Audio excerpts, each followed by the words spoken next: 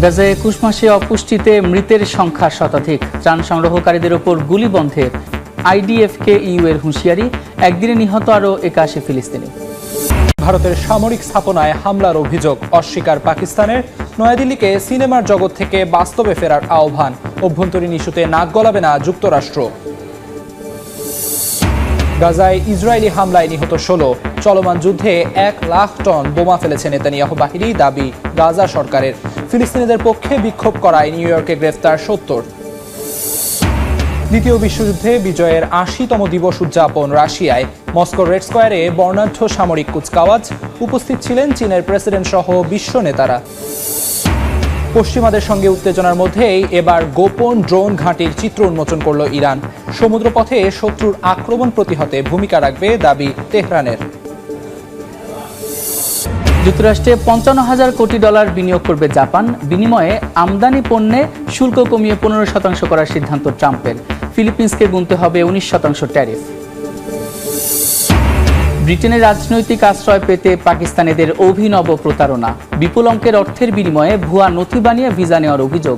টেলিগ্রাফের প্রতিবেদন। গাজায় ২১ মাসের বেশি সময় ধরে চলা সংঘাতে অপুষ্টিতে ভুগে মৃত্যু হয়েছে ১০১ জনের। এদের মধ্যে ৮০ জনই শিশু। অনাহারে জ্ঞান হারাচ্ছেন জাতিসংঘের কর্মীরাও। বিবিসির এক প্রতিবেদনে উঠে এসেছে এমন চাঞ্চল্যকর তথ্য। ত্রাণ সংগ্রহে যাওয়া ফিলিস্তিনিদের হত্যা বন্ধ করতে আইডিএফকে হুঁশিয়ারি দিয়েছে ইইউ। দখলদার বাহিনীর হামলায় গাজায় একদিনে প্রাণ হারিয়েছেন ৮১ জন। স্থানীয় সময় মঙ্গলবার গাজা জুড়ে বর্বরোচিত হামলা চালায় ইসরায়েলি সেনারা। এতে প্রাণ হারান অর্ধশতাধিক ফিলিস্তিনি। এদের মধ্যে বেশ কয়েকজন ছিলেন ত্রাণের সন্ধানে থাকা মানুষ। এক বিবৃতিতে বিষয়টি নিশ্চিত করে উপত্যকাটির স্বাস্থ্য মন্ত্রণালয়। গাজা উপত্যকায় ত্রাণ নিতে যাওয়া ফিলিস্তিনিদের লক্ষ্য করে ইসরায়েলি সেনাদের গুলি চালানো এবং হত্যা করা পুরোপুরি অগ্রহণযোগ্য উল্লেখ করে দেশটিকে সতর্কবার্তা দিয়েছে ইউরোপীয় ইউনিয়ন। মঙ্গলবার সামাজিক যোগাযোগ মাধ্যম এক্স এর এক পোস্টে ইইউ এর পররাষ্ট্র নীতি বিভাগের প্রধান কাজা কালাস সতর্কবার্তা দিয়ে বলেন, আইডিএফকে অবশ্যই ত্রাণ সংগ্রহে যাওয়া ফিলিস্তিনিদের হত্যা বন্ধ করতে হবে। তা না হলে সব ধরনের বিকল্প জোটটির হাতে রয়েছে বলেও হুঁশিয়ারি দেন তিনি। শুধু ইসরায়েলের নির্বিচার হামলা নয়, তীব্র খাদ্য সংকটে ভুগছেন গাজার বাসিন্দারা। অনাহার অর্ধাহারে দিনের পর দিন কাটাতে হচ্ছে উপত্যকাটির অসহায় শিশুসহ নানা বয়সী মানুষকে। গাজার স্বাস্থ্য মন্ত্রণালয়ের হিসাবে ২১ মাসের বেশি সময় ধরে চলা সংঘাতের সময় উপত্যকাটিতে অপুষ্টিতে ভুগে ১০১ জনের মৃত্যু হয়েছে। তাদের মধ্যে ৮০ জনই শিশু। শুধু গাজার বাসিন্দারা নয়, অনাহারে ভুগছেন জাতিসংঘের ফিলিস্তিনি শরণার্থী বিষয়ক সংস্থা UNRWA এর কর্মী ও চিকিৎসকরাও। সংস্থাটির প্রধান ফিলিপ লাজারিনি এক বিবৃতিতে বলেন, অনাহারে ও অবসাদের কারণে তাদের অনেক কর্মী ও চিকিৎসক কাজ করতে করতে জ্ঞান হারিয়ে ফেলছেন। গাজার পরিস্থিতিকে দুনিয়ার নরক আখ্যা দিয়ে তিনি বলেন, অবরুদ্ধ ফিলিস্তিনি ভূখণ্ডের কোথাও আর কোনো জায়গা নিরাপদ নেই। পাকিস্তানের বিরুদ্ধে সীমান্তে রাতভর হামলা চালানোর অভিযোগ করেছে ভারতীয় সেনাবাহিনী।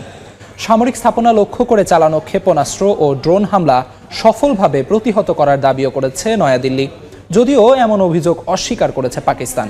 নয়াদিল্লিকে সিনেমার জগৎ থেকে বাস্তবে ফিরে আসার আহ্বান জানিয়েছে ইসলামাবাদ।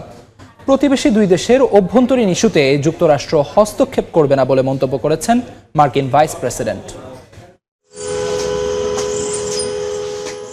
স্থানীয় সময় বৃহস্পতিবার রাতে জম্মু কাশ্মীর সহ সীমান্তের বিভিন্ন জায়গায় ড্রোন হামলা চালিয়েছে পাকিস্তান। এমন দাবি করে ভারত বলছে, সামরিক ঘাঁটি ও গুরুত্বপূর্ণ স্থাপনা লক্ষ্য করে ড্রোন ও ক্ষেপণাস্ত্র হামলা চালানো হয়, যার মধ্যে ছিল জম্মুর সটওয়ারি বিমান ঘাঁটিও। পাকিস্তানের নিক্ষেপ করা বেশ কয়েকটি ক্ষেপণাস্ত্র প্রতিহত করেছে বলে জানায় ভারতের প্রতিরক্ষা বাহিনী। দুপক্ষের রাতভর গোলাগুলির পর থমথমে পরিবেশ বিরাজ করছে কাশ্মীর, উড়ি সহ বিভিন্ন জায়গায়। প্রতি মুহূর্ত চরম আতঙ্কে কাটছে বলে উদ্বেগ প্রকাশ করেছেন স্থানীয় বাসিন্দারা। এ সময় দুদেশের সরকারকে বিবাদ মিটিয়ে নেওয়ারও আহ্বান জানান তারা। সারা রাত অনেক গোলাগুলি হয়েছে। যানবাহনের পাশাপাশি অনেক বাড়িঘর ধ্বংস হয়ে গেছে। ক্ষতিগ্রস্ত হয়েছে বেশ কয়েকটি দোকানপাটও। প্রাণও হারিয়েছেন অনেকে, যদিও বিষয়টি এখনো আনুষ্ঠানিকভাবে জানানো হয়নি। জম্মু কাশ্মীর সীমান্ত দিয়ে অবৈধভাবে অনুপ্রবেশের চেষ্টার সময় বিএসএফ এর সঙ্গে সংঘর্ষে বেশ কয়েকজন অস্ত্রধারী নিহত হয়েছে বলে জানিয়েছে ভারতীয় সংবাদ মাধ্যম। বিএসএফ এর দাবি, পাকিস্তানি রেঞ্জার্সরা এই অনুপ্রবেশে সহায়তা করেছে। তবে জম্মু কাশ্মীরে হামলা চালানোর অভিযোগ অস্বীকার করেছেন পাকিস্তানের প্রতিরক্ষা মন্ত্রী খাজা আসিফ। উল্টো অভিযোগ করে বলেন, ভারত পরিস্থিতি নিয়ন্ত্রণের সুযোগ দিচ্ছে না। সেই সঙ্গে আরব দেশগুলো এই সংকট নিরসনের মধ্যস্থতার চেষ্টা চালাচ্ছে বলেও জানান তিনি। ইরানের ওপর আন্তর্জাতিক নিষেধাজ্ঞা পুনর্বহাল করা হলে পারমাণবিক কর্মসূচি ঘিরে চলমান অচল অবস্থা আরও জটিল হয়ে উঠবে বলে হুঁশিয়ারি দিয়েছেন দেশটির উপপররাষ্ট্রমন্ত্রী কাজেম ঘারিবাবাদি। মঙ্গলবার রাষ্ট্রীয় গণমাধ্যমে দেওয়া এক বক্তব্যে তিনি এই মন্তব্য করেন। পাশাপাশি তেহরানের ওপর তেল আবিব এবং ওয়াশিংটনের সাম্প্রতিক হামলার আন্তর্জাতিক শান্তির জন্য সরাসরি হুমকি বলেও অভিযোগ করেন তিনি। এমনকি কোনো আগ্রাসনের সম্মুখীন না হয়ে যুক্তরাষ্ট্র ও ইসরায়েলের আত্মরক্ষার দাবিকে ভণ্ডামি বলেও আখ্যা দেন ঘারিবাবাদি। ইরানের ওপর যুক্তরাষ্ট্র ও ইসরায়েলের সাম্প্রতিক হামলাকে আন্তর্জাতিক শান্তির জন্য সরাসরি হুমকি বললেন জাতিসংঘে নিযুক্ত ইরানের বিশেষ প্রতিনিধি কাজেম গারিবাবাদি। স্থানীয় সময় মঙ্গলবার নিউ ইয়র্কের জাতিসংঘ সদর দফতরে 110টির বেশি দেশের প্রতিনিধিদের সামনে তিনি অভিযোগ করে বলেন, আক্রমণের নেপথ্যে রয়েছে ইসরায়েলের আঞ্চলিক অস্থিরতা তৈরির ষড়যন্ত্র। এ সময় ইসরায়েলের পারমাণবিক অস্ত্র ও পশ্চিমাদের নীরবতারও কড়া সমালোচনা করেন তিনি। গারিবাবাদি দাবি করে বলেন, পারমাণবিক অস্ত্র সম্পূর্ণ গোপন রেখে ইসরায়েল আন্তর্জাতিক নিরস্ত্রীকরণ চুক্তি এবং পরমাণু বিস্তার রোধ চুক্তির বাইরে থেকে যাচ্ছে, যা বৈশ্বিক নিরাপত্তায় বড় ঝুঁকি তৈরি করছে। ইরানের পারমাণবিক কর্মসূচি শান্তিপূর্ণ এবং তা আন্তর্জাতিক পরমাণু শক্তি সংস্থার নজরদারিতে রয়েছে।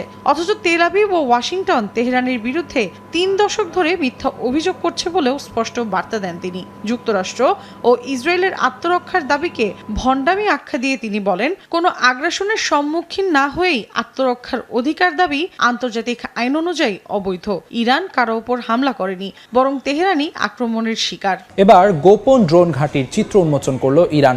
দেশটির রাষ্ট্রীয় টেলিভিশনের প্রতিবেদনে বলা হয়েছে, ঘাঁটিটি আধুনিক প্রযুক্তিতে সজ্জিত।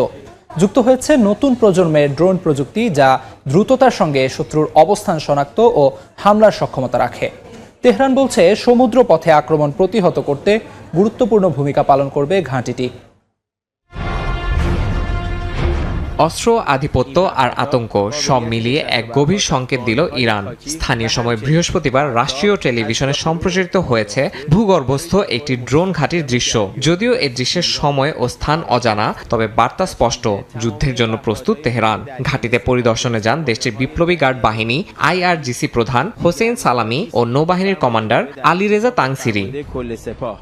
আন্ডারগ্রাউন্ড এই ঘাঁটির ভেতর থেকে তোলা ফুটেজে দেখা গেছে বিভিন্ন ধরনের ড্রোন, যেগুলো সমুদ্র প্রতিরক্ষা ব্যবস্থায় ব্যবহারের জন্য প্রস্তুত করা হয়েছে। গোটা ঘাঁটি নির্মিত হয়েছে গোপনীয়তা বজায় রেখে।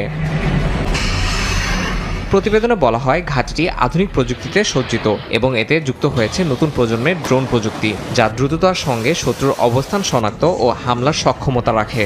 বিশেষভাবে সমুদ্রপথে আক্রমণ প্রতিহত করতে এই ঘাঁটি গুরুত্বপূর্ণ ভূমিকা পালন করতে পারে বলে মনে করা হচ্ছে।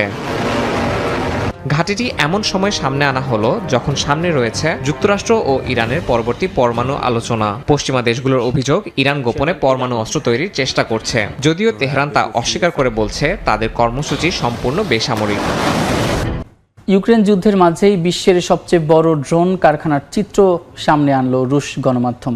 তাতারস্তানে গড়ে ওঠায় বিশাল ড্রোন কারখানায় উৎপাদন হচ্ছে হাজার হাজার গেরান ড্রোন, যা ইউক্রেন যুদ্ধে ব্যবহৃত হচ্ছে বলে জানিয়েছে রুশ সেনাবাহিনী। এদিকে মস্কোর দাবি, যুদ্ধক্ষেত্রে পাল্টা আঘাতেই ব্যবহার করা হচ্ছে এসব ড্রোন। তাতারস্তানের আলাবুগা বিশেষ অর্থনৈতিক অঞ্চলের বুকে গড়ে তোলা হয়েছে এই ড্রোন নির্মাণ কারখানা, যা ইউক্রেন সীমান্ত থেকে 1200 কিলোমিটার দূরে অবস্থিত। রুশ গণমাধ্যমের রিপোর্টের মাধ্যমে জানা যায়, এখানে উৎপাদন হচ্ছে হাজার হাজার গেরান ড্রোন, যেগুলোর এক একটির উচ্চতা একজন প্রাপ্তবয়স্ক মানুষের সমান। রিপোর্টে আরও বলা হয়, ইউক্রেন যুদ্ধে এগুলোর ব্যাপক ব্যবহার হচ্ছে। কারখানার প্রধান নির্বাহী জানান, উৎপাদন পরিকল্পনা ছাড়িয়ে এখন তারা প্রাথমিক লক্ষ্যের চেয়ে 9 গুণ বেশি গেরান ড্রোন তৈরি করছেন। তবে কী পরিমাণ উৎপাদন হচ্ছে তা স্পষ্ট করেননি তিনি বলেন, প্রথমে লক্ষ্য ছিল কয়েক হাজার গেরান, এখন সেটা বেড়েছে 9 গুণ। গেরান ড্রোন এক ধরনের দীর্ঘ পাল্লার লোইটারিং মিউনিশন। ডেল্টা উইং ডিজাইনের এই ড্রোন পেছনের প্রোপেলারের মাধ্যমে চলে, যা একবারেই 40 থেকে 50 কেজি বিস্ফোরক বহন করতে পারে। এই ড্রোনের গতি ঘন্টায় 180 কিলোমিটার, যা একবারেই 1000 কিলোমিটার পর্যন্ত উঠতে সক্ষম। স্বল্প খরচে ব্যাপক উৎপাদনের জন্য ডিজাইন করা এই ড্রোনগুলোকে বলা হচ্ছে সহজ, সস্তা এবং কার্যকর।